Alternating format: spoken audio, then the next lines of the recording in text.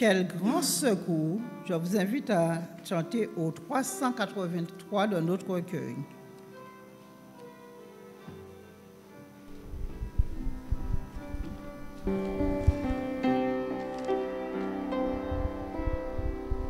Quel grand secours d'être toujours protégé par Dieu même. Ne craignons rien, il fait tout bien. Il nous garde, il nous aime. Ne craignons rien, il fait tout bien. Il nous garde, il nous aime. Il dit je veux vous rendre heureux. Laissez-moi tout conduire. Si je vous prends pour mes enfants, rien ne pourra vous nuire. Si je vous prends pour mes enfants, rien ne pourra vous nuire. Pour aujourd'hui, comptons sur lui. Il nous garde, il nous aime. Quant à demain, sa bonne main, il pourvoira de même. Quant à demain, sa bonne main, il pourvoira de même. Quel grand secours d'être toujours sous l'œil du Dieu suprême. Ne craignons rien, notre soutien, c'est l'Éternel lui-même. Ne craignons rien, notre soutien, c'est l'Éternel lui-même. Gardez votre position tandis que je lis pour vous dans le livre de Job, chapitre 1, versets 8 à 11.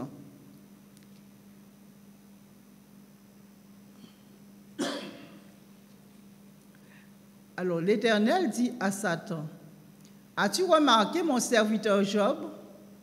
Il n'y a personne comme lui sur la terre. C'est un homme intègre et droit, craignant Dieu et se détournant du mal. » Et Satan répondit à l'Éternel, « Est-ce d'une manière désintéressée que Job craint Dieu? Ne l'as-tu pas protégé, lui, sa maison et tout ce qui est à lui? Tu as béni l'œuvre de ses mains, et ses troupeaux couvrent le pays. Mais étends ta main, touche ce qui lui appartient, et je suis sûr qu'il te maudira en face. » Que l'Éternel bénisse sa parole. Et je vous laisse donc avec le frère Coco qui nous donnera la suite.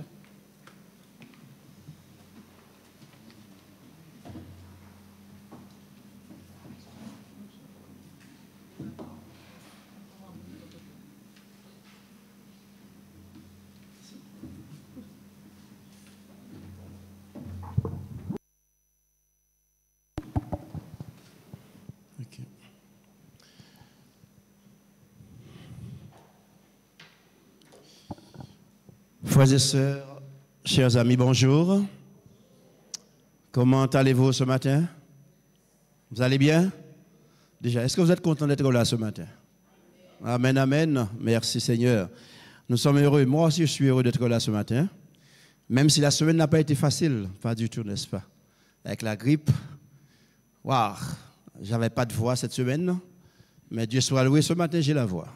Amen. Et vraiment, ce n'était pas évident, cette grippe, la fatigue et tout ce qui accompagne. Mais je bénis Dieu de m'avoir permis d'être là ce matin et de pouvoir partager avec vous sa parole et une étude très très important en ce qui me concerne. Une étude qui m'a fait du bien à un moment donné de ma vie, qui m'a poussé à la réflexion. Et comme vous me connaissez déjà, hein, je suis là ce matin pour toujours pousser à la réflexion, car j'aime lorsque nous sommes devant la parole de Dieu réfléchir ensemble et essayer de comprendre notre histoire à travers ce que la Bible enseigne. Donc merci à vous d'être là et que la paix du Seigneur repose sur chacun d'entre nous. Alors notre sujet ce matin a pour titre « Dieu veut se révéler à toi à travers l'histoire de Job ». Alors c'est une très belle histoire, l'histoire de Job. J'aime parler beaucoup de cette histoire, mais pour en parler, il faut une journée, n'est-ce pas? Yes. Alors ce matin, je vais parler avec vous de l'histoire de Job, mais d'une manière différente. Vraiment pour nous inviter à réfléchir sur la connaissance que nous avons de Dieu. Connaissons-nous vraiment Dieu? Et est-ce que nous sommes prêts ce matin à laisser Dieu se révéler à nous? Parce que s'il ne se révèle pas, on ne pourra jamais le connaître. On pourra passer tout son temps dans l'église, mais si Dieu ne se révèle pas, je ne pourrai jamais le connaître. Je pourrais lire la Bible de Genèse à Apocalypse, si Dieu ne se révèle pas à moi, je ne pourrai jamais le connaître. Et ça, frères et sœurs, c'est important, le message que nous allons voir ce matin. Et nous sommes ici, bien sûr, dans le cadre du conflit cosmique. Alors, il y a deux histoires qui représentent parfaitement le conflit cosmique. C'est l'histoire de Job et c'est l'histoire de Jésus-Christ, la mort de Jésus. Là, nous sommes en plein dedans, n'est-ce pas? Et nous comprenons mieux l'enjeu du conflit cosmique. OK. Donc, Dieu, il a besoin de lever le voile sur lui. Rappelez-vous, Paul dit que Satan a mis un voile sur nos yeux pour que nous ne puissions pas voir la splendeur de l'évangile, n'est-ce pas? Connaître Christ, la gloire de Dieu. OK. Et la Bible dit que si Dieu est Dieu, et si je suis sa créature, je ne peux le connaître par moi-même. C'est ce que je disais un instant, ni l'expliquer. Dieu doit se dévoiler. Et souvent, ce qui arrive, c'est que nous voulons expliquer Dieu et nous passons à côté. Pour que tu expliques qui est Dieu, il faut qu'il se dévoile à toi. Il faut qu'il se révèle à toi. Nous avons vu ça à travers la leçon, l'école du sabbat, Moïse. Ensuite, Dieu étant Dieu, il peut se faire connaître. Et son amour l'oblige à se faire connaître. Parce qu'il doit être aimé. Et si je ne connais pas Dieu, je ne peux pas l'aimer. Et si je n'aime pas Dieu, je ne peux pas lui obéir. Ouais, ce matin, donc, nous sommes en train d'étudier une histoire importante. Si Dieu veut qu'on sache qui il est, il le fera d'une manière compréhensible pour sa créature. Parce qu'il y a une chose que Dieu déteste, c'est bien la confusion. Parce que la confusion ne vient pas de lui. Et dans la confusion, nous disons n'importe quoi. Et même les religions racontent n'importe quoi sur Dieu, y compris la nôtre. Pour connaître Dieu, il doit se révéler. Pour que tu puisses parler de Dieu, il doit se révéler. Nous avons déjà vu ça ici, Ésaïe, chapitre 6, par exemple. Ok, d'accord. Nous poursuivons. Donc, il l'a créé à son image. Donc, Dieu nous a créés à son image. C'est-à-dire, nous avons la conscience de sa propre existence, doué de raison, capable de distinguer ce qui est bien et ce qui est mal. Dieu a mis ça en moi, créé à son image, c'est cela. Il est donc logique que le Créateur désire communiquer, parce que Dieu est le Dieu de la communication. Il veut se faire connaître à la personne qu'il a créée et dotée de ces capacités-là. Alléluia. Vous voyez pourquoi donc je peux connaître Dieu? Parce que Dieu a mis en moi ce qu'il est. L'image de Dieu, c'est la connaissance, l'intelligence, la sagesse. J'ai tout cela en moi. Quand Dieu se révèle à moi, ça va se faire d'une sorte de fusion et je pourrai à ce moment-là connaître Dieu comme il faut le connaître. Alléluia. Amen, amen, amen. Nous allons développer tout ça, bien sûr, tout à l'heure. OK. Donc, frères et sœurs, dans 1 Corinthiens, chapitre 2, verset 10, il est dit « Dieu nous les a révélés par l'Esprit, car l'Esprit sonde tout, même les profondeurs de Dieu. » Le mot profondeur ici veut dire les secrets de Dieu ou encore l'intimité de Dieu. Et la Bible dit que Jésus est sorti dans l'intimité de Dieu. Voilà pourquoi il est le seul qui connaît parfaitement Dieu le Père. Et voilà ce qui va se passer ici. Le mot révélé signifie en grec, puisque nous sommes dans le Nouveau Testament, le mot c'est apocalypto. Vous avez le mot apocalypse d'ailleurs dedans, qui signifie donc découvrir. signifie paraître, éclairer, se manifester, dévoiler ce qui est voilé ou couvert. Vous marquez bien, hein? Mettre à nu, porter à la connaissance d'eux. Donc Dieu veut se révéler et Dieu se révèle, il apporte à notre connaissance ce qu'il est parce que nous sommes dans un conflit cosmique où le malin nous donne une mauvaise image de Dieu, depuis le ciel d'ailleurs. La preuve, il a emmené avec lui un tiers des anges. Il a su déformer l'image de Dieu au point de convaincre un tiers des anges. Vous imaginez ce qu'il va faire de nous, ici-bas, pécheurs? Donc Dieu veut se dévoiler, frères et sœurs, et c'est sa nature. Donc le rêve de Dieu, j'aime beaucoup ce mot, le désir de Dieu, c'est que vous le connaissiez. Et c'est important. Il se manifeste dans les circonstances que vous traversez. Écoutez-moi bien, oui. Tout ce que vous traversez dans votre vie est permis par Dieu et utilisé par lui pour le connaître. Et Satan va utiliser ces circonstances pour nous pousser, comme Israël, à en vouloir à Dieu, à babiller Dieu. Et donc, tu auras toujours une méconnaissance de Dieu. Et ta vie sera médiocre parce que tu ne connais pas Dieu comme il faut le connaître. Vous voyez, donc ça, c'est important. Donc, ensuite, il utilise chaque situation que vous rencontrez. Remarquez bien, afin que vous l'appréciez plus profondément, intimement, d'une manière unique et personnelle. Voilà pourquoi ton histoire, c'est ton histoire. Ton histoire n'est pas mon histoire. Et dans mon ministère de relations d'aide, je rencontre des gens qui vivent les mêmes situations. D'accord? Et pourtant qui le vivent différemment. Aïe, aïe, aïe, c'est ça là et tout, mais nous sommes uniques et personnels.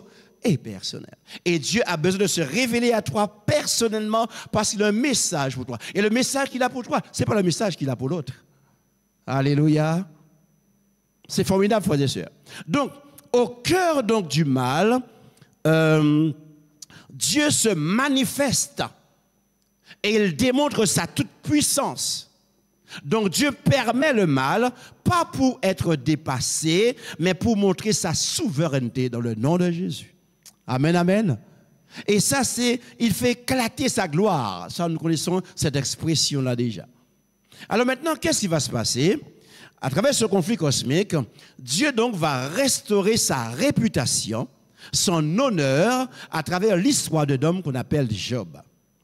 Et nous allons nous arrêter sur quelques aspects. Il y a au moins 3 aspects où Dieu a misé sur Job, et où Job, devant l'univers et devant la terre, doit faire la démonstration de qui est Dieu, le caractère de Dieu. Donc, l'histoire de Job ce matin, en tout cas une partie, va nous aider donc vraiment à comprendre la restauration de l'image de Dieu et comment Dieu aussi a misé sur vous et moi ce matin, qui sommes dans cette salle et ceux qui sont connectés. Alors, nous commençons par Job, chapitre 1, verset 1.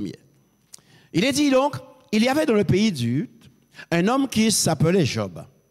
Et cet homme était intègre et droit. Notez les mots ici. Il était intègre, droit, craignant Dieu. Le mot craindre ici signifie aimer Dieu respectueusement. Ou encore, le texte dit, il se détournait du mal. Frères et sœurs, nous avons ici au tableau, dans ce verset, ce qu'on appelle les qualités de Dieu. Ou encore les caractéristiques de Dieu. Comment Dieu est intègre, il est droit, d'accord, il est amour, et il hait le mal. Ce sont les caractéristiques de Dieu.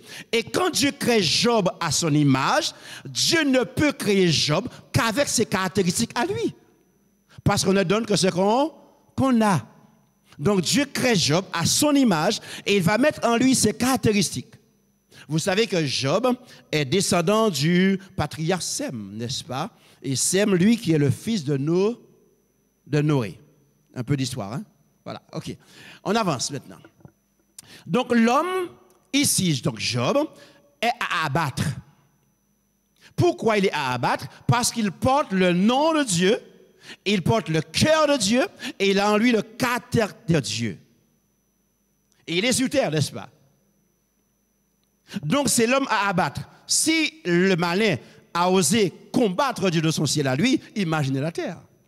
Et il détecte un homme qui a les caractéristiques de Dieu que lui, il connaît. Parce qu'il était au ciel, n'est-ce pas? Il connaît. Et Job donc représente Dieu, donc il a une haine contre Job. Le mot Job, le nom Job, en hébreu ici, signifie haïr. Signifie être hostile, être un ennemi d'eux, traité comme un ennemi. Un autre mot hébreu va nous aider.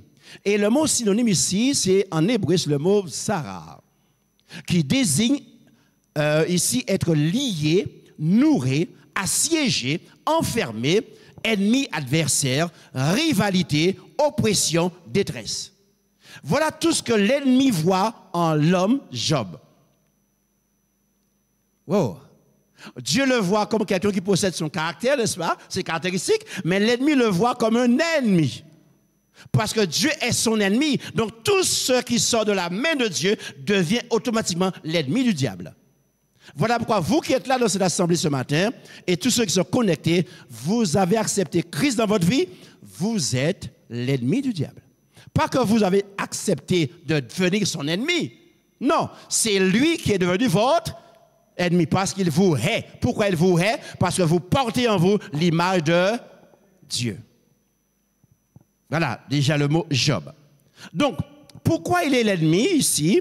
Parce qu'il a en lui, je répète, les aptitudes, les vertus du ciel, les valeurs de Dieu. Et Satan connaît ces valeurs, puisque je vous dis qu'il était au ciel avec Dieu. Et la Bible dit donc, il est encore en colère. Il est descendu animé d'une grande colère. Colère contre Dieu et colère pour tout ce qui concerne Dieu. Voilà pourquoi le diable hait les familles, hait les foyers, hait le mariage, hait l'église. Et il va faire tout ce qui est en son pouvoir pour détruire tout cela. Donc, on continue. Hein? Job, je répète, le mot hébreu signifie haïr, être hostile, ennemi. D'accord? Nous poursuivons. Donc, dans Job 1, verset 8, Dieu va lancer un défi à Satan. Alors, moi, quand j'ai vu ça au départ, je me suis dit, mais que Dieu a un petit souci, un problème. Waouh, j'aime dire ça comme ça. Écoute-moi, tu as créé Lucifer, il est devenu le diable. Et dans ton ciel à toi qui est parfait, il a su semer la pagaille et il a su arracher entre tes mains un tiers des anges. Donc, tu sais qui il est et de quoi il est capable. Et maintenant, tu oses sur son terrain le défier. À travers un homme. Je me dis parfois, Dieu, franchement, il est admirable ce Dieu-là. Waouh, il lance le défi là. Et Job, chapitre 1, verset 8, l'Éternel dit à Satan, as-tu remarqué mon serviteur Job? En fait, dans ton parcours sur cette terre-là, puis tu es le prince, c'est pas vrai? Dans ton parcours là, dans ton chemin là, est-ce que tu as remarqué cet homme-là? Et Dieu dit, il n'y a personne comme lui sur cette terre. Ah bon? Provocation, n'est-ce pas? Et c'est un homme qui est comment? Intègre et droit, craignant Dieu et se détourne du mal. Waouh! Donc, il décrit ses caractéristiques à lui, Dieu, à travers un homme qui, sur terre, le représente. Aïe, aïe, aïe. Tu te rends pas compte de ce que tu es en train de faire, là? Donc, vous voyez ici, il y a deux principes de vie, il y a deux mentalités, et il y a deux conceptions de vie. Intègre et droit, aime, respecte, qualité qu'avait Lucifer avant de tomber, n'est-ce pas? Ensuite, le mal sous toutes ses formes, c'est ce que Lucifer est devenu. Voilà donc le conflit cosmique. Alors, qu'est-ce qui va se passer, frères et sœurs? Dieu déclenche ce que j'appelle les hostilités. Et Dieu ici va mettre en jeu, dans la balance, en jugement même, sa réputation, son gouvernement, sa crédibilité, et ceci à travers la vie d'un homme pécheur. Un homme ordinaire comme vous et moi. Dieu se met lui-même en jugement et en danger. Oh oh. Ça vous rappelle l'histoire de Jésus, pas vrai, plus tard. Frères et sœurs, vous savez, ici, c'est ce qu'on appelle l'amour. Parfois, c'est difficile à voir. Quand Dieu crée les anges, il leur a laissé ce qu'on appelle le libre arbitre. Ça, c'est l'amour. L'amour ne rend prisonnier personne. L'amour ne contrôle et ne domine personne. L'amour ne manipule personne. L'amour n'oblige personne. Quand on aime, les choses se font naturellement. Et Dieu m'a créé et par amour, il m'a donné l'arbitre, il m'a dit je t'aime, voilà ce que je te donne. Je te fais confiance, je crois en toi. J'ai misé sur toi. Et dans le mariage, c'est la même chose. Quand vous êtes marié avec quelqu'un qui vous surveille, qui a veillé aux fouillants, affaires ou en danger, hein? Veillez à qu'il aura travail, qu'il aura contact, qu'il aura sorti ou en danger. Ça, ce n'est pas de l'amour et ça prouve qu'il n'y a pas de confiance. La base de l'amour. Donc, et ça, et le ciel est régi d'amour. Donc, Dieu crée des êtres à son image et des êtres d'amour et créé libre. Voilà pourquoi Lucifer était libre de son choix. Et vous et moi, nous sommes aussi libres par la grâce de Dieu. Alléluia. Ça, c'est important. Donc, nous avançons. Donc, l'amour, c'est quoi ses caractéristiques? L'amour, l'une de ses particularités, c'est le risque. Ah, ça, il faut le savoir. Hein? Le risque de miser sur une personne qui peut vous faire de la peine. Qui peut vous briser. Mais en dépit du danger, cela vaut la peine d'aimer et de faire confiance quand même dans le nom de Jésus. Amen, amen. C'est là où ça belle, frères et sœurs. Et en amour, vous et moi, c'est la même chose. Moi, je suis dans ce domaine de relations d'aide, j'accompagne les couples, les familles. Et je peux vous dire, je sais ce que je vois, je sais ce que je vis avec ces personnes. Et les gens veulent se marier, mais ils veulent se marier et vivre comme à la télé, les feuilletons, là, l'audoise, là. Mais ça, c'est connerie, tout cela. Et quoi que ça existe, non. Et ils oublient qu'ils doivent créer leur monde avec la grâce de Dieu. Créer l'amour. L'amour, ça se crée, ça se cultive. Le mariage, ça se crée. Ça ne vient pas comme ça. Et c'est important, frères et sœurs. Donc, il y a un risque de miser sur une personne, de lui faire confiance, de compter sur la personne, et puis demain, après, quand on est à l'envers, par les circonstances de la vie, et puis qu'à laisser. C'est important de comprendre cela, frères et sœurs. Tu te maries avec une personne, tu as des rêves, la tête remplie, n'est-ce pas? Mais la personne peut avoir un accident de main handicapé, qu'est-ce qu'on fait? Pourquoi la guerre alors? La personne meurt demain, tu fais quoi? Aimer, c'est un risque. Mais aimer, ça vaut le coup d'aimer quand même au nom de Jésus. Amen, amen. Et ça, c'est beau. Et c'est ce que Dieu a fait au ciel, ce qu'il a fait avec Job, c'est ce qu'il fait avec nous aujourd'hui. Il a misé sur nous. Ça veut dire qu'il a confiance en nous. Je peux donner tout mon amour, ma confiance, tout ce que tu veux. Et si je pouvais vous dire des histoires ce matin, on va rester toute la journée. Hein? Voyez? Et vous pouvez être déçus quand même demain après-demain. Ça, c'est le risque. Ça, c'est la vie, malheureusement. En fait, c'est aussi ça, la vie, malheureusement. Parce que ce n'est pas que ça. OK? Alors, donc, qu'est-ce qui va se passer? Alors, remarquez bien ici ce qui va se passer. Le texte dit que Satan va donner une réponse que je dis une réponse déconcertante. Et mes frères, ça, nous allons entrer en profondeur maintenant là, avec cela. Verset 9, Satan répondit à l'Éternel, est-ce d'une manière désintéressée que je crains Dieu? Quand j'ai lu ça au départ, j'ai lu juste pour lire, je n'avais pas compris. Quand j'ai commencé à étudier, j'ai fouillé, vous allez voir comment c'est profond ça. Il dit, Satan dit, ne l'as-tu pas protégé, lui et sa maison, tout ce qui est à lui? Tu as béni l'œuvre de ses mains et ses troupeaux couvrent le pays. Moi, j'appelle ça le coup de poignard au cœur de Dieu. Pourquoi? Parce qu'il y a quelque chose de terrible dans cette déclaration de Satan envers Dieu par rapport à Job. Mais fois, c'est important cette déclaration. Et vraiment, j'ai mis des arsenaux, même réplique des arsenaux. Parce que Satan va attaquer Dieu en le blâmant, écoutez bien, d'acheter Job.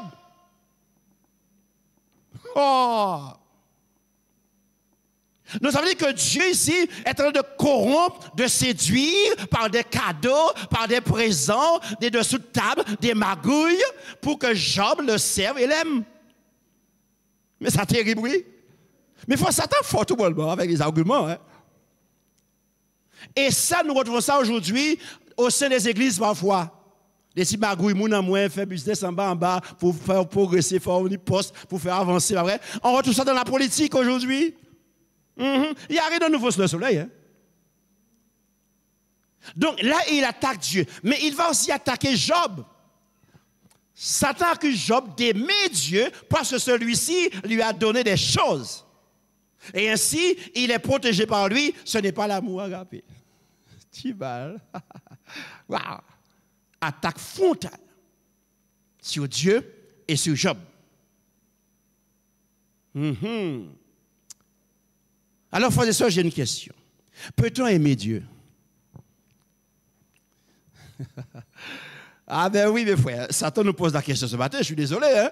À travers l'histoire des gens. Est-ce que nous aimons Dieu vraiment? Mes frères, c'est important de répondre à la question. Satan dit, on ne peut pas aimer Dieu parce qu'il n'est pas aimable et il le sait. Et c'est parce qu'il le sait, il essaie de nous acheter pour que nous puissions l'aimer. Ben là, arrête de nous faire. Alors voilà pourquoi je pose la question, est-ce que nous aimons Dieu réellement? Deuxièmement, la preuve c'est qu'il veut acheter notre amour. Satan qui parle de Dieu, car il nous donne des choses pour l'aimer. Et dans l'église, on entend souvent ça, donne et Dieu va t'aimer. Mais oui, donne la dîme, donne le fond, Dieu va t'aimer. Tu seras encore plus béni. Oh là, on voit ça. Et très subtilement, nous sommes dans ce piège-là.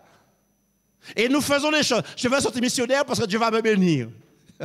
Je vais faire en tout cas l'église parce que Dieu va... Et nous faisons des marchandages avec Dieu. Voilà pourquoi je pose la question, est-ce que nous connaissons Dieu réellement?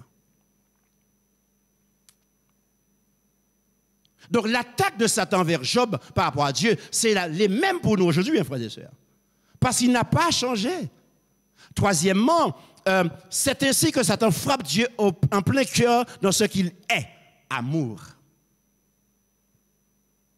Et tout cela pour nous faire comprendre qu'en réalité, Dieu n'est pas aussi amour, il le dit. Voilà comment il va créer le doute dans ta tête. Waouh! Alors je reviens encore à ma question. Aimes-tu Dieu? Et si oui, pourquoi tu aimes Dieu? Voilà, le challenge nous est lancé ce matin. Est-ce que nous aimons Dieu? Et pourquoi nous aimons Dieu? Pourquoi nous faisons ce que nous faisons, frères et sœurs? Est-ce que dans le but de recevoir quelque chose en retour de la part de Dieu? Alors si on ne reçoit rien, ah Dieu m'aime pas, il ne m'a pas entendu, il m'a puni.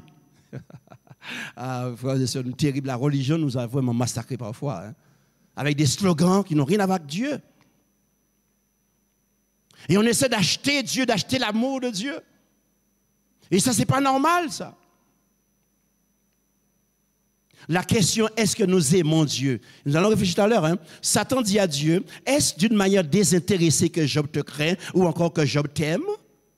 Alors, décortiquons ce verset parce que ça m'intéresse, moi. Le mot désintéressé, en hébreu, c'est le mot shinam, qui signifie pour rien, sans raison, sans cause, sans motif. Le gars attaque Dieu, là, il sait que ça fait mal. Parce qu'il a vécu là-haut avec lui, bah ouais. Il sait comment faire. Satan dit, il y a un intérêt derrière tout cela. Il y a une raison qui pousse Job à t'aimer. Tu l'as béni, tu lui as donné des choses. Donc c'est normal que Job t'aime. En fait, Job ne t'aime pas réellement. Il apprécie simplement ta main. En fait, Job, il t'honore pour ce que tu donnes. Une attaque frontale sur Dieu, frères et sœurs. L'ennemi lance un défi à Dieu. Et ce matin, l'ennemi nous lance aussi un défi. Pourquoi tu aimes Dieu?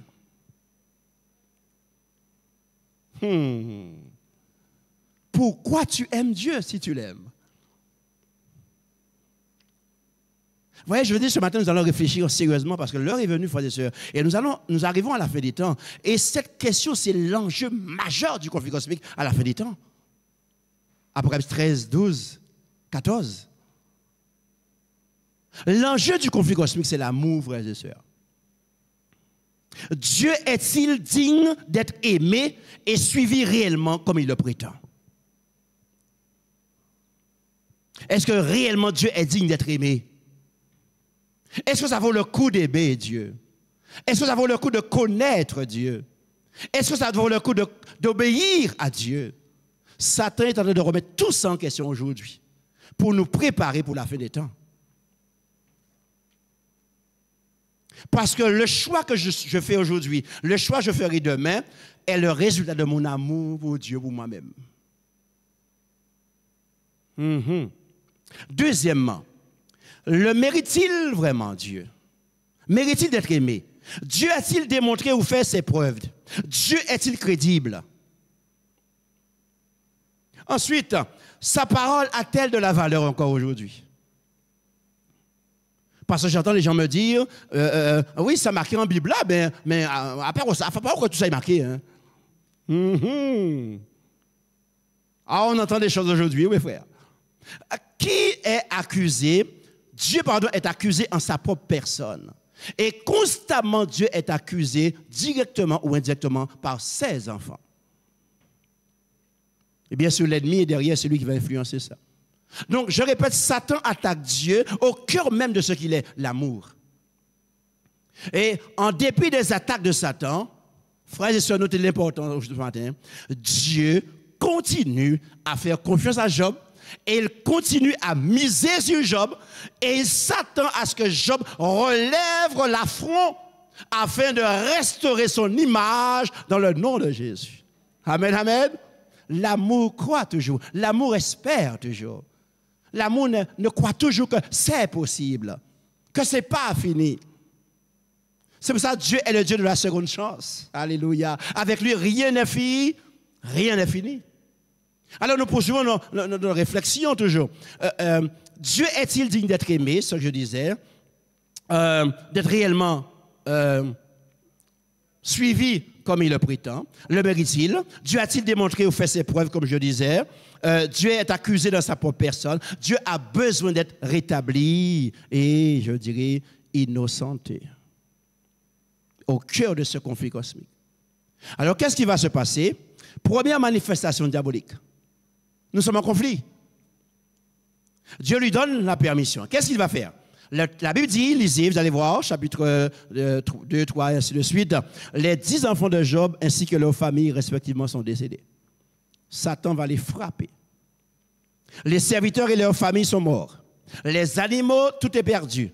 Une tempête est venue et tout est détruit.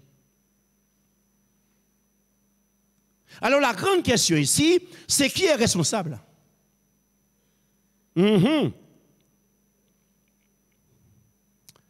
Qui est responsable si ma mère est morte? Qui est responsable si mon mari a un accident? Mon enfant, mon bébé que j'attendais depuis des années? Qui est responsable de la guerre en Ukraine? Qui est responsable de ce qui se passe en Afrique? Qui est responsable de tous les bordels, les désordres qu'il y a dans les églises chrétiennes?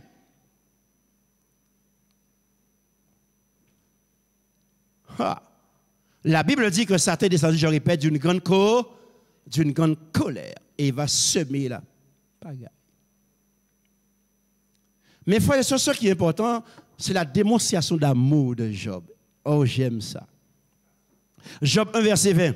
Alors Job se leva après tous ces incidents, déchira son manteau et rasa la tête. Puis se jetant par terre, il se prosterna. Verset 22. En tout cela, Job ne pécha point et n'attribua rien d'injuste à Dieu. Que j'en dois.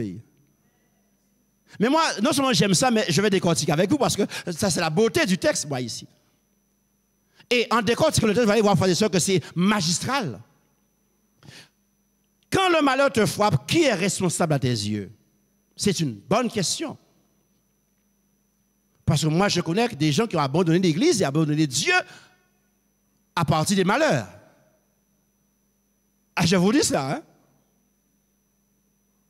Parce qu'ils sont en colère contre Dieu. Moi, j'ai connu ça quand j'étais plus jeune. J'ai failli le faire aussi, pas vrai? Ah ouais. Et ça, c'est capital, frères et sœurs. Le texte dit que Job n'attribua. Le mot hébreu ici, c'est le mot Nathan. Et signifie placer sur, mettre sur le dos de, rendre responsable, désigner. Oh oh. Ah ouais. Le mot injuste, c'est tifal, signifie extravagance. Ce qui est vide, folie, sottise, chose insensée. Et cela donc ne ressemble pas à Dieu. Mais frère, le texte est formidable ici, n'est-ce pas? Job, en fait, n'a pas placé sur le dos de Dieu tout ce qui lui arrive. Il n'a pas désigné Dieu comme responsable. Et le mot dit, n'attribue rien d'injuste à Dieu. Et le mot injuste, ça veut dire extravagante. En fait, ce qui est vide, ce qui est sottise, ce qui est folie, ce qui n'a pas de sens, ce qui est insensé, ça ne peut pas venir de Dieu. Il n'y a pas ça en Dieu, dit Job. Dans sa douleur, dans sa souffrance, il est quand même lucide pour faire la part des choses entre ce que Dieu est capable, ce que Dieu est, et ce que l'ennemi est, et ce que l'ennemi est capable de faire. Et mes frères, souvent dans nos malheurs, dans nos souffrances, sous le coup des émotions, c'est facile pour nous de nous en prendre aux autres, de nous en prendre à Dieu et de lui rendre responsable. Et même Jésus, dans sa souffrance, a su faire la part des choses quand il gémissait à Gethsémane sur la croix. Job est lucide, même dans ses malheurs. Il dit, Dieu, je ne mettrai rien sur le dos de Dieu, parce qu'il n'y a pas de sottise, il n'y a pas de méchanceté chez Dieu. Alléluia. Mes frères, à la fin des temps, quand le mal va venir sur nous, les malheurs, dans quel état serons-nous? Dans quel état d'esprit? La Bible dit que Dieu est amour et Dieu donne de l'amour. Et l'amour est à la hauteur de la confiance accordée. Il n'y a pas de méchanceté chez Dieu. Et ça, c'est important de comprendre, frères et sœurs. Alors Satan fut débouté. Alléluia. Accusation non fondée, non recevable, victoire de Jésus-Christ. Amen, amen. Première étape. Victoire. Job donne la victoire à Dieu. Et c'est important parce que Satan perd la face devant l'univers, spectateur de cette première épreuve. Ensuite, Job a démontré, et suivez-moi bien maintenant, Job a démontré qu'il ne confond pas Dieu avec les bénédictions de Dieu. Alléluia! Ça, c'est une leçon extraordinaire, frères et sœurs. Et ensuite, Dieu vaut plus que ses bénédictions. Amen, amen, amen. Et c'est là nous mélangeons les choses parfois et nous faisons du chantage avec Dieu. Frères et sœurs, Dieu est plus important que la voiture qu'il t'a donnée. Dieu a plus d'importance que le travail qu'il t'a donné. Ça, c'est une bénédiction. Dieu est plus important que la vie qu'il t'a donnée. Mais est-ce que tu as compris cela? Aïe, aïe, aïe. Est-ce que tu comprends que si tu ne connais pas Dieu, tu ne peux pas raisonner ainsi? Donc, démonstration faite, Dieu peut être aimé pour ce qu'il est et non pas pour ce qu'il donne au nom de Jésus.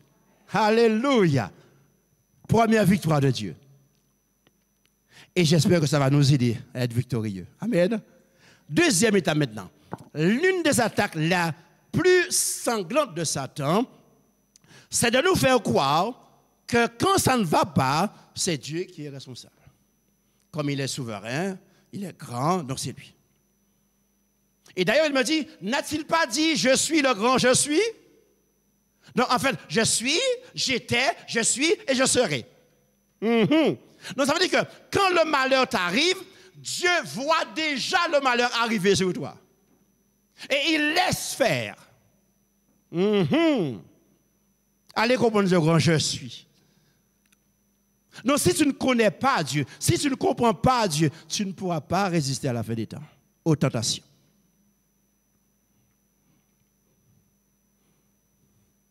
La mort frappe, on se dit, où est Dieu? Tu as raté ton bac, où est Dieu? Pourquoi il a permis cela? Et on se pose des questions constamment sur Dieu.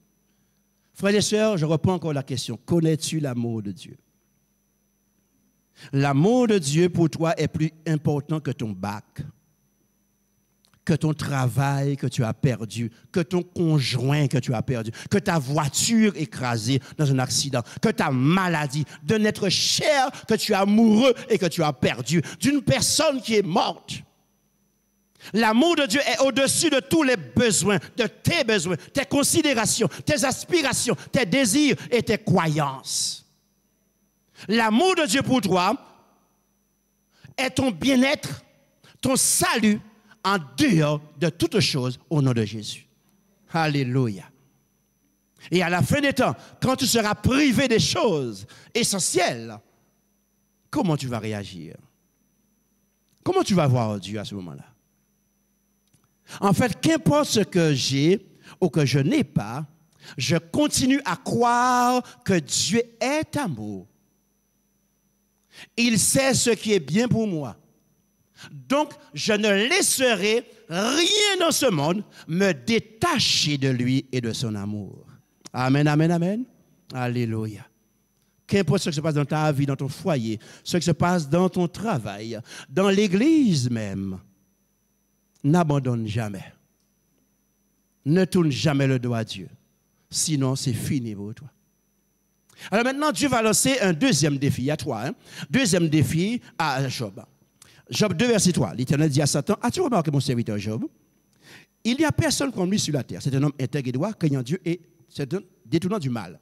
On retrouve ces trois-là dans l'acte 1. Vous vous rappelez? Et comme Job a réussi le test, Dieu va renforcer la situation en moyen pour clouer le bec du diable. Et qu'est-ce qu'il rajoute? Il dit quoi? Il demeure, il rajoute ça cette fois-ci, il demeure ferme dans son intégrité. Parce qu'il vient de faire le test, pas vrai? Donc, il a montré qu'il est resté fidèle. Et tu m'excites à le perdre sans motif? Et second dit, c'est donc pour rien que tu m'as poussé à lui faire du mal? Alors ici, Dieu dévoile encore la mentalité et les valeurs du ciel. Intègre, droiture, respect, amour. Et il rajoute maintenant là, inébranlable. Amen, amen, amen. Alléluia. Et qu'est-ce qui va se passer? Job 2, verset 4. Satan répondit à l'Éternel, pour tout ce qu'un homme possède, il le donne pour sa vie. Verset 5. Mais étends ta main, touche à ses os et à sa chair, je suis qui te maudit en face. Verset 6. L'Éternel dit à Satan, voici je te le livre, seulement épargne sa vie. En fait, remarquez le défi et le piège. Satan a toujours tout fait pour dénigrer l'image de Dieu, le caractère de Dieu. Et ici, il veut faire la démonstration devant l'univers, devant le monde, qu'en fait, c'est Dieu qui a un problème, c'est Dieu le méchant. Et il dit à Dieu, ah ben tu vois, il t'aime, soit disant, ah ben frappe-le. Mais si vous c'est Tibouga a matin, il y a des plus intelligents qui m'ont dit. Ça terrible, frère. Tibouga a matin, mais Dieu a déjà détecté ce qu'il y a derrière tout cela. Et c'est ça la tentation. Et qu'est-ce que Dieu va dire? Dieu va dire, non, mon ami, tu me connais, je me connais. Il n'y a pas de méchanceté en moi. Donc, je ne vais pas frapper Job, je ne vais rien faire. Mais toi, c'est ton caractère. Ça, c'est ta personne. Alors, je te donne l'autorisation. Va faire. Fais ce que tu sais faire et fais ce que tu as fait. Ne me demande pas de le faire. Toi, fais-le. Parce que c'est toi le méchant. Et il faut que l'univers puisse voir que c'est toi le méchant. Pas mettre les dos, moi, s'il te plaît. Que j'en obéis. Ah, petit mal, bon Dieu, bon, tout bonnement, oui. Et ça, c'est la sagesse. Ça, c'est l'intelligence spirituelle. Vas-y, fais-le. Démontre à l'univers ce que tu es capable de faire. Prends tes responsabilités. Et qu'est-ce qui va se passer dans Job 2, verset 7? Satan se retira devant la face de l'Éternel. Et puis Satan frappa Job d'un ulcère mal. Pas Dieu. Depuis la plante du pied jusqu'au sommet de la tête. Et Job prit une tesson pour se gratter et s'assit sur la cendre. Fais ce que tu sais faire. Et moi, je vais faire ce que je sais faire. Alléluia. Et qu'est-ce qui va se passer, frères et sœurs? La défaite encore totale de Satan. On va le voir ici, c'est magnifique ça. Remarquez, Job a fait la démonstration, suivez-moi encore bien, que l'on peut donner sa vie pour Dieu, car cela en vaut la peine. Amen, amen. Nous sommes dans l'évangile de Jean, pas vrai? Donner sa vie pour Jésus. Il a prouvé, Job, que l'on peut accepter de tout perdre par amour pour Dieu. Alléluia. Aïe, aïe, aïe. Ensuite, il a montré que lorsqu'on connaît Dieu, dans toute sa splendeur, dans tout son être, alors on peut mourir pour lui. Lorsqu'on est amoureux, parfois on dit ça au chéri dodo. Surtout au début, parfois, tout beau, tout nouveau. Je t'aime, je suis prêt à aller décocher la lune pour toi. Je suis prêt à mourir pour toi. Je suis prêt à donner ma vie pour toi. Tellement on met d'après. Et puis, un petit chien qui a happé madame là, où j'ai couru longtemps. Et où j'ai lagué bouché là. Dis-moi qui est terrible, frère. Bel slogan, bah ouais. Mais Job ici, on parle d'amour. Job donc a illustré ici qu'on peut aimer véritablement Dieu et ensuite lui obéir dans le nom de Jésus. Tout est possible à celui qui croit. Donc celui qui croit, celui qui aime. Parce qu'on ne peut pas croire si on n'aime pas. Donc Job va faire la démonstration. Alors comment l'homme et la religion décrit-il Dieu maintenant dans cette histoire? Et ça va être catastrophique. Ok, Job 1, verset 6. Le feu de Dieu est tombé du ciel. Et a embrassé les brebis et les serviteurs et les a consumés. Mibab. Deuxièmement, l'Éternel a donné, l'Éternel a ôté, que l'Éternel soit béni. Job qui parle là. Et on utilise beaucoup ce texte dans les enterrements. Un texte contradictoire qui n'a pas sa raison d'être. Surtout dans le contexte qu'on l'utilise. Et nous faisons mentir Dieu. Des théologiens en plus, oui. Job dit dans sa souffrance, l'Éternel a donné, l'Éternel a repris. Est-ce que c'est l'Éternel qui a repris? Est-ce que c'est Dieu qui a repris ce qu'il avait donné à Job? Le texte dit c'est Satan. Dieu lui a donné la permission. C'est lui qui a fait. Et Job dans sa souffrance, dans sa douleur. Et je comprends, parce que dans la douleur, nous avons parlé. Même Jésus, prend plan. Comment c'est joué? Non, ce n'est pas évident cela. Donc, on veut dire, l'Éternel a ôté. Non, Dieu n'a rien ôté. Et on va voir ça tout à l'heure encore, la manifestation, que Dieu n'a rien ôté. C'est Satan qui est derrière ça. Ce n'est pas bon Dieu qui fait rien. Il n'y a pas de méchanceté chez Dieu, il n'y a pas de malheur chez Dieu. Job 2, verset 10. Quoi nous recevons de Dieu le bien et ne recevons pas aussi le mal? Il y a beaucoup à souffrir qui a déparlé. Job, David, Jérémie, on connaît l'histoire, pas vrai? Alors, il est en train de dire dans sa souffrance que Dieu est l'auteur du bien et du mal. On l'envoie ça, frère. Voilà pourquoi les gens qui sont en souffrance parfois, parce qu'ils ont perdu leur époux, leur épouse, leurs parents, leurs enfants, dans leur souffrance, ils n'ont qu'à déparler, ils n'ont qu'à dire des choses parfois, mais ça c'est les émotions qui parlent, c'est leur douleur qui parle. Jésus dit, je suis descendu pour faire ta volonté, donc mourir, mais quand devant la mort, papa, éloigne cette coupe de moi. Vous pensez qu'on voulait alors? Ah ben arrête la prison. Mais il faut boire cette coupe. Tu es descendu pour boire cette coupe. Oui, mais tu la raide. Oui, il fait mal. Oui, il a souffert. Mais il faut boire la coupe, Jésus. Et Dieu soit loué, il va boire la coupe. Amen. Et c'est pour ça que nous sommes sauvés aujourd'hui. Alléluia. Non, et toute la Bible, dans les psaumes, vous voyez cela, que dans la souffrance, on dit des choses parfois. On dit des choses même sur Dieu. Moi aussi, j'ai accusé Dieu dans le passé. J'étais en colère contre lui aussi. Moi, ça m'est arrivé, ça. Et il faut être honnête avec soi-même, frères et sœurs. Et pour ne pas mettre un masque et puis faire semblant. Alors, Dieu va rectifier maintenant le tir sur son caractère. Et c'est ça que j'aime dans le livre de Job. Dieu va rectifier les choses. Job 38, verset 2. Qui es-tu pour oser rendre mes desseins, donc mes plans, obscurs à force de parler de ce que tu ignores? Mais il y a des fois, nous voulons toujours parler, ouvrir notre bouche pour dire des choses que nous ne comprenons pas. Devant une situation, nous voulons toujours consoler les gens, leur apporter des paroles, des textes bibliques hors contexte, et nous enfonçons les gens encore davantage.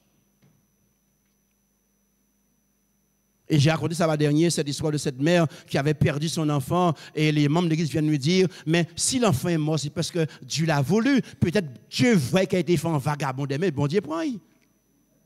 Mais de qui doit quoi dire, mon frère? Qui es-tu pour dire des choses à une personne? Devant les situations de la vie, quand tu ne sais pas, tu fermes ta bouche et tu vas prier au nom de Jésus.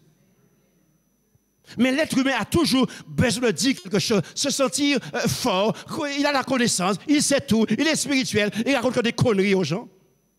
Il y a des moments où il faut apprendre à fermer sa bouche. Et simplement, il y a des fois, les gens ont besoin simplement toucher leurs mains. Pas ses mains en épaules, pas ses mains en hanches, ça seulement suffit. Il n'y a pas besoin de paroles là. Donc, vous voyez, tout ça, c'est important que nous puissions comprendre tout cela. Parce que ce sont les chemins que le diable trace pour nous détruire demain. Verset 3. Tiens-toi prêt, sois un homme, et je vais t'interroger. Mes frères, alors, je chez mon Dieu, tu es renouvelé. Aïe, aïe, aïe. Alors, je vais vous dire, assieds-toi, Job, midi bon, là, 6 et pose des questions. On peut jouer. Oh Seigneur.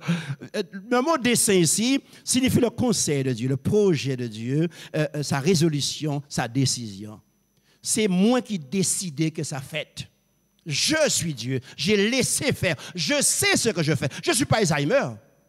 Je ne suis pas fou. Je suis Dieu.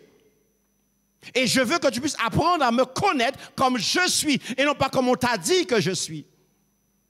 Et tu ne peux connaître Dieu que par des expériences que tu vas faire dans ta vie. Et jamais par de la théorie. Job 39 dit encore, remarquez bien, le Seigneur reprit la parole et dit à Job, le donneur de leçons, va-t-il chercher querelle l'autre puissant? Bon, il y a beaucoup d'humour chez Dieu aussi. Hein? Le donneur de leçons. Enfin, Job, vous voulez prendre leçon, Job. Vous voulez apprendre moi c'est quoi la vie? Vous voulez apprendre moi comment faire les choses? Mais pour qui vous nous rappelez, hein, Job? Qu'est-ce que tu peux m'apprendre, Job?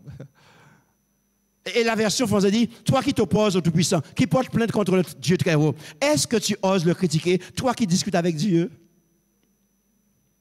Et le verset 37 dit également, Job dit, je ne suis rien du tout. Qu'est-ce que je peux te répondre, Dieu? Ah, vous commencez à comprendre là? Et j'aime la suite, frères et sœurs. Voilà ce que je vous disais un instant. Il dit, je mets la main sur ma bouche. J'ai assez parlé. Je vais m'arrêter. J'en ai déjà dit trop. Maintenant, je me tais. Alléluia. Ça, c'est la sagesse. Ça, c'est l'intelligence spirituelle. Et qu'est-ce qui va se passer dans Job chapitre 42, verset 1er maintenant? Il répondit à l'Éternel et dit, je reconnais que tu peux tout et que rien ne s'oppose à tes pensées. Oui, j'ai parlé sans les comprendre. Mon oreille avait entendu parler de toi, mais maintenant, mon œil t'a vu. Donc, révélation. Verset 6, c'est pourquoi je retire ce que j'affirmais. Je retire ce que j'ai dit. Je reconnais avoir eu tort et je me repens. Amen, amen, amen, amen. Alléluia, frère. Oh, ça belle, mes frères. Franchement, c'est du plaisir ce matin. Dieu n'accepte pas, en fait, l'idée qu'on se fait de lui. Et l'idée qu'on se fait de Dieu est reçue parfois par nos parents. Parce que nos parents ont reçu aussi de leurs parents, de leurs dirigeants, de leurs pasteurs. Et on donne ce qu'on a, on répète ce qu'on nous a dit, mais sans jamais chercher à savoir et à connaître. Et Dieu veut nous déformater dans tout ce qu'on nous a dit. Et je bénis Dieu que mon père qui était catégorique au départ, carré, c'est ça le pasteur a dit, ça l'église dit, Dieu lui a permis d'avancer, d'étudier et de parler autrement. Ce n'est pas tout ça qui est vrai. Va chercher pour comprendre ce qu'on te dit. Est-ce que c'est écrit réellement dans la parole de Dieu? Donc ici, remarquez bien, après que l'Éternel lui a adressé ses paroles à Job, il dit à Eliphaz de Théman, ma colère est enflammée contre toi et contre les deux amis, parce que vous n'avez pas parlé de moi avec droiture, vous n'avez pas dit la vérité sur moi. Vous avez menti sur moi. Vous avez raconté n'importe quoi sur moi. Vous avez pris ma parole, vous avez pris la Bible, vous avez pris mon nom pour mentir sur moi et dire ce que je ne suis pas. Mes frères, c'est ce que nous voyons aujourd'hui dans les églises chrétiennes. Voilà pourquoi je parle, il faut connaître Dieu. Il faut qu'il y ait une révélation. On t'a dit telle chose, mais demande à Dieu de révéler à toi. Est-ce que c'est bien ça, Seigneur? C'est ça, connaître Dieu. Nous n'avons pas le droit de parler de Dieu n'importe comment. Et mes frères, nous faisons souffrir les gens. Nous détruisons les gens. Les gens fuient l'église parce qu'on raconte n'importe quoi sur Dieu. On prend des textes hors contexte, et notamment dans les couples que je rencontre aujourd'hui, où les époux souvent prennent des textes hors contexte pour malmener leur épouse. Mais c'est quand même terrible. Vous voyez, frères et sœurs, nous sommes là ce matin, je disais, pour réfléchir. Dieu n'est pas ce que nous croyons qu'il est. Alléluia. Sommes-nous convaincus de cela? Deuxièmement, acceptes-tu que Satan te persuade du contraire? C'est son job, hein? J'ai dit acceptes-tu, hein, parce que le choix vient de toi. C'est toi qui vas choisir si tu vas laisser Satan t'influencer sur Dieu ou si tu vas accepter que Dieu se révèle à toi. Tu dois faire le choix. Personne ne le fera pour toi. Alors, permettras-tu à un humain, une religion, de sinuer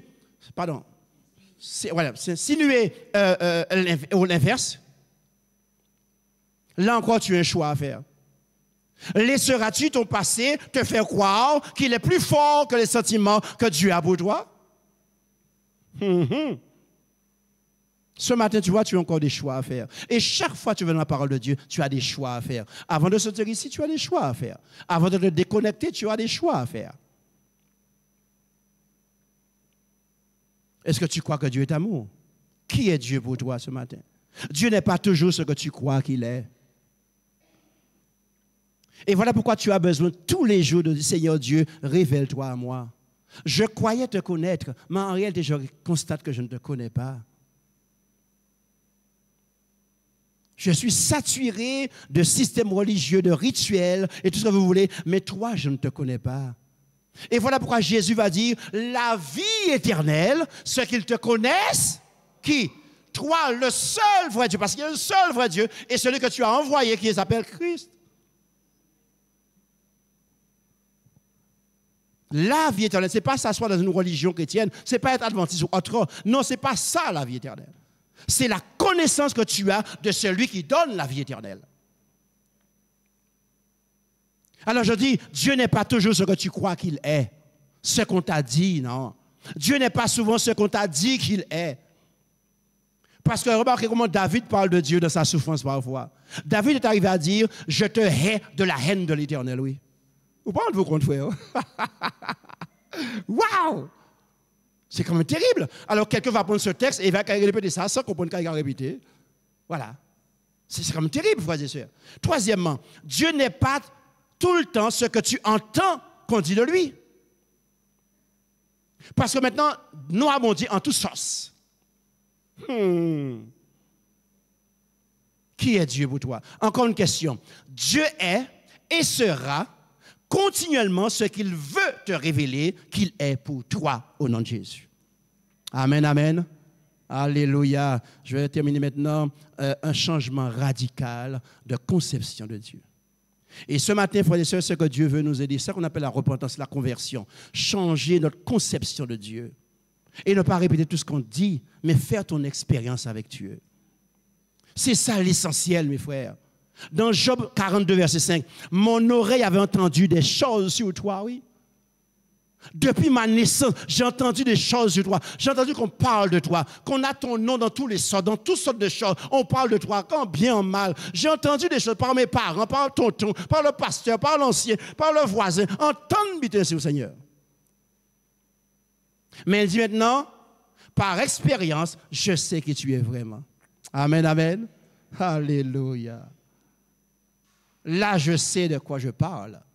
Et quand vous allez lire le Nouveau Testament, l'histoire des disciples, ça a été ça, dans Actes des Apôtres. Après avoir fait leur expérience avec Dieu, ils ont commencé à parler de Dieu autrement. Alléluia. Au point que l'apôtre est devenu l'apôtre de l'amour. Vous vous rendez compte? Oh là là, Seigneur. Enfin, la justice de Dieu est rétablie maintenant. On termine là. Le Psaume 42, verset 10. L'Éternel... Remarquez bien, après la reconnaissance de qui est Dieu, après la confession, qu'est-ce qui vient après la bénédiction? Et il est dit, verset 10, l'Éternel rétablit Job dans son premier état. Et l'Éternel lui accorda le double de tout ce qu'il possède. Amen, amen, amen. Et ça, Dieu va rétablir sa justice devant l'univers.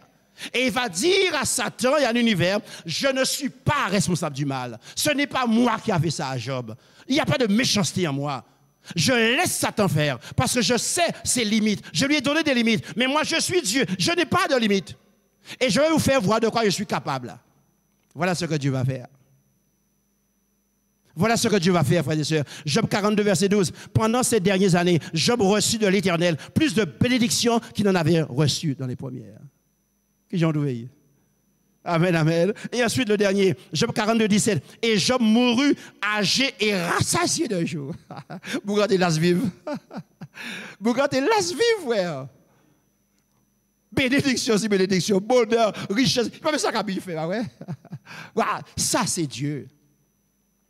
Et voilà pourquoi dans ce conflit cosmique, cette histoire m'aide à comprendre qui est Dieu et qui est Satan. De manière claire, nette et précise. Et c'est cette même histoire qu'on retrouve différemment dans Apocalypse 12, 13 et 14 pour la fin des temps. Il y aura des choix à faire, frères et sœurs. Donc, depuis l'entrée du péché, Dieu sait à quel point l'homme est armé d'une méfiance, d'une inimitié contre lui, et ceci depuis la chute. Et Dieu a besoin aujourd'hui de désamorcer ce conflit en nous. Cette colère, cette rébellion, de briser la glace, d'apprivoiser l'homme. C'est pour ça que la Bible dit que Dieu est en train de courir après nous comme un mendiant pour nous dire « aime-moi parce que je t'aime ». Amen. C'est ça, belle, frères et sœurs. Ça, c'est le Dieu de la Bible. Ça, c'est le Dieu de l'univers. Dieu veut se dévoiler puisque l'homme se trompe sur lui. Dieu tient à se faire connaître parce que l'homme a une mauvaise notion, compréhension et conception de lui. Voilà pourquoi Dieu veut se révéler à nous ce matin, dans le nom de Jésus.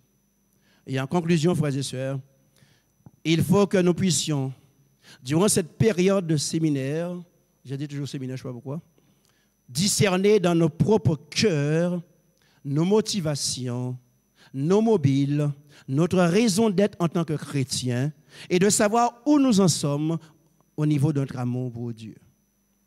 Quelle conception, quelle image avons-nous de Dieu réellement?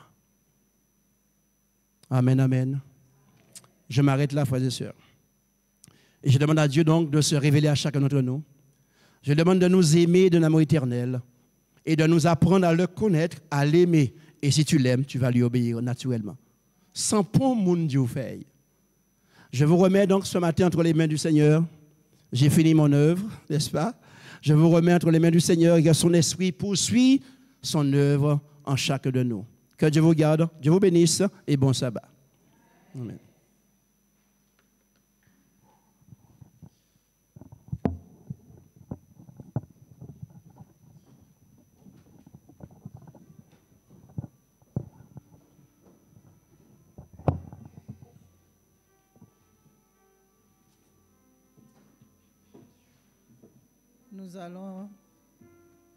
Nous allons terminer avec le 372, Invoque-moi.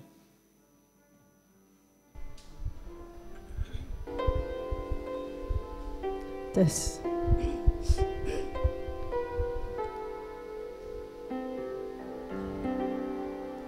Invoque-moi du sein de la détresse, mon bras puissant te sauvera.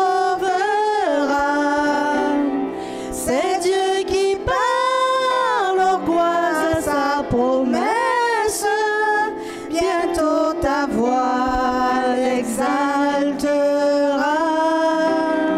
C'est Dieu qui parle, crois à sa promesse, bientôt ta voix l'exaltera.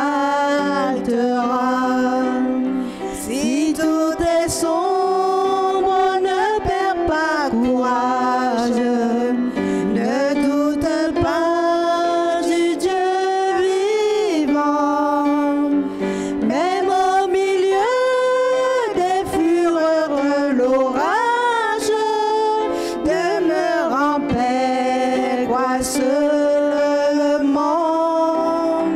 Même au milieu des fureurs de l'orage, demeure en paix, crois seulement.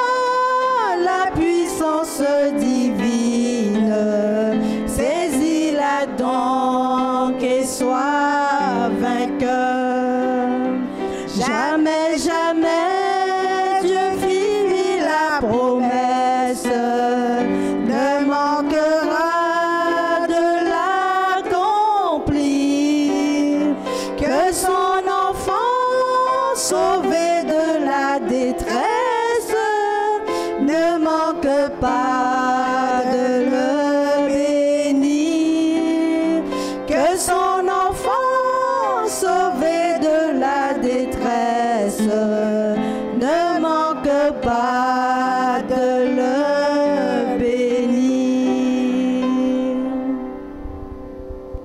Nous prions donc. Notre Père, notre Dieu, nous voulons te dire merci. Personnellement, j'aimerais te remercier, Père. Après une semaine malade, même perdu la voix, et tu m'as fait la promesse que ce matin, tu vas me guérir pour transmettre ton message. Et là, je suis heureux parce que vraiment, j'ai vécu une chose extraordinaire avec toi. Sois béni et remercié pour cela au nom de Jésus. Quand nous sommes en ta présence, tu le dis, nous ne sommes jamais déçus parce que tu es un Dieu qui ne déçoit jamais. Et si nous sommes venus là ce matin, et tous ceux qui sont connectés, ceux qui ont l'occasion de se connecter, c'est parce que tu avais quelque chose à nous dire. Dans ton amour, tu nous aimes infiniment, Père. Et tu veux vraiment nous aider à apprendre à te connaître. C'est en te connaissant, Père éternel, que nous allons t'aimer. On ne pourra jamais t'aimer si on ne te connaît pas. Et à partir du moment que nous t'aimons, alors nous allons obéir à ce que tu dis et suivre tes voies. Nous voulons donc te demander pardon ce matin parce que nous ne te connaissons pas comme il faut te connaître. Et les occasions que tu nous as données pour apprendre à te connaître, nous les avons méprisées, piétinées. Et nous sommes dans l'état où nous sommes aujourd'hui. Que tu nous pardonnes au nom de Jésus.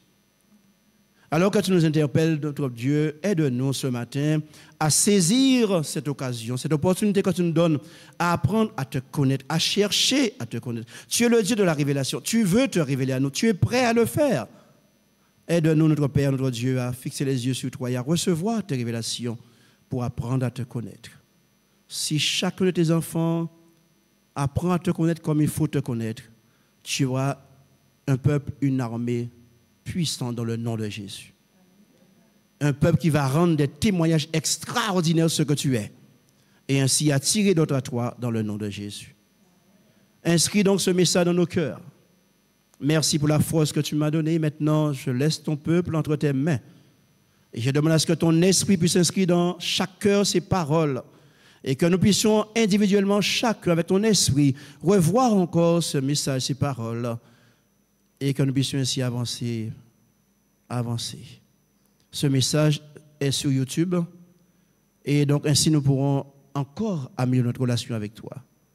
Nous allons maintenant entrer à la maison. Que tu nous raccompagnes sur la route par tes anges, que tu nous protèges et que ton esprit continue son œuvre en nous afin de terminer en beauté ce jour de sabbat que nous a donné. Prends soin de nous, prends soin de notre foi, continue à nous bénir. Dans cette salle, il y en a peut-être de ceux qui doutent ou ceux qui étaient connectés, qui doutent de toi, de ta puissance, qui ont peur et qui passent par des moments où le malin utilise ces moments pour les détourner de toi. Mais au nom de Jésus, je te demande de briser cette chaîne, de briser ce lien que Satan veut mettre et de libérer tes enfants pour qu'ils apprennent à te connaître et à t'aimer au nom de Jésus. Donne-nous ta paix et ton amour, prends soin de nous. Nous te remercions en Jésus parce que tu as entendu nos prières, tu l'as exaucé. Donc tu mérites la louange, tu mérites l'adoration, tu mérites la magnificence, tu mérites la majesté. Au nom de Jésus, reçois tout cela maintenant et pour l'éternité. Amen.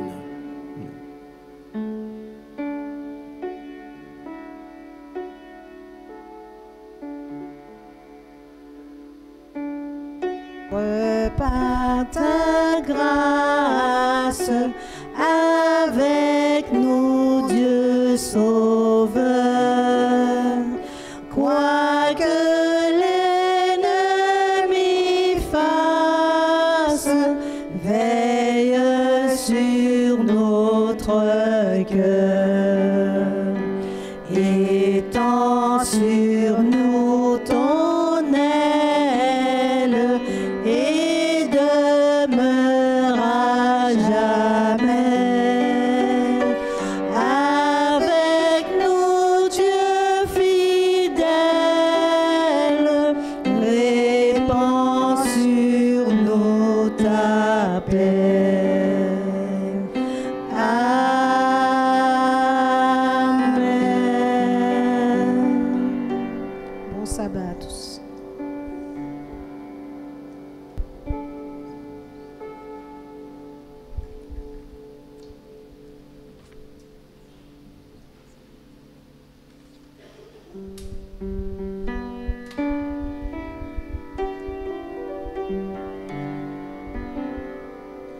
Il va bientôt venir.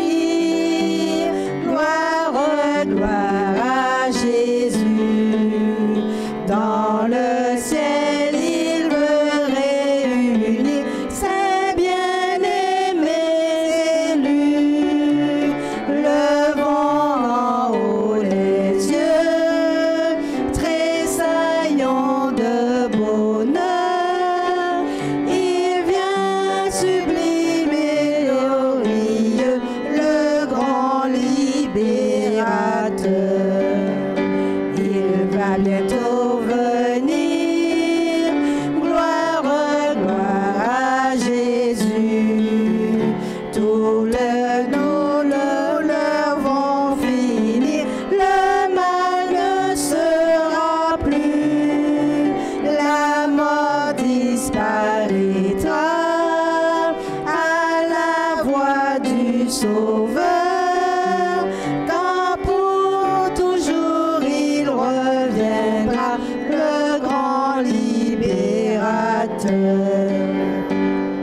Il va bientôt venir.